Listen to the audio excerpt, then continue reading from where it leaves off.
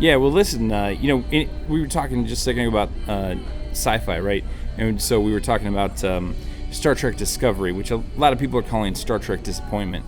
Um, it just isn't.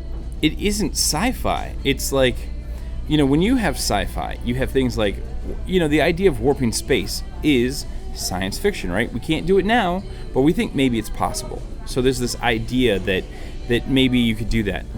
They've come up with this idea of quantum entanglement, where they figured out that you can entangle, at least they believe, particles, and then no matter how far you separate them, they will match spins, right? So like you could theoretically take a device and put it in a starship and send it across the galaxy, and based on watching the spin of these particles, subatomic particles, you could transmit data across subspace.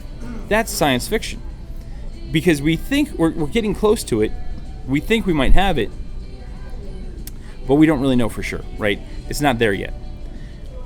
Star Trek Discovery comes along in the last couple of seasons, and they talked about like tardigrades as a way of, and tardigrades are a microscopic organism, and they said that maybe these could unlock faster than warp travel. Well, okay, probably not, but there's nothing to that. And then they took one of them and they blew it up to like full size so that you could see it on the show.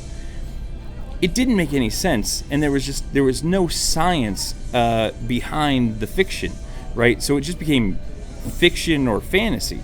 Tardigrades are also called water bears, right? So basically people are saying that this is the Care Bear warp drive, and it just doesn't make any sense. It doesn't work. So they've abandoned the thing that they are. Your Star Trek is supposed to be science fiction, and the people who love it because of the science fiction.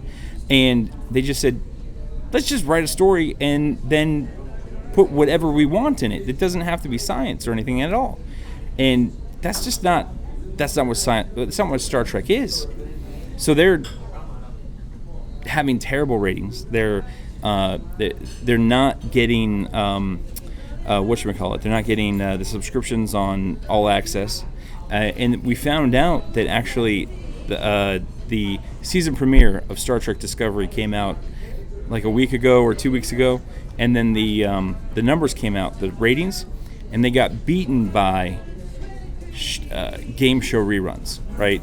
Like that's how bad it was. It was the third lowest rated item on for that particular time slot. I really would like to see them turn it around. I would like to see a story that makes sense to people. A story that people can relate to. A story that has, a beginning, middle, and an end with villains and heroes. And stop trying to tell this.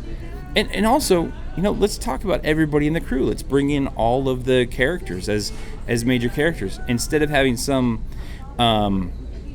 rogue villain or criminal be like the best person on the ship all the time.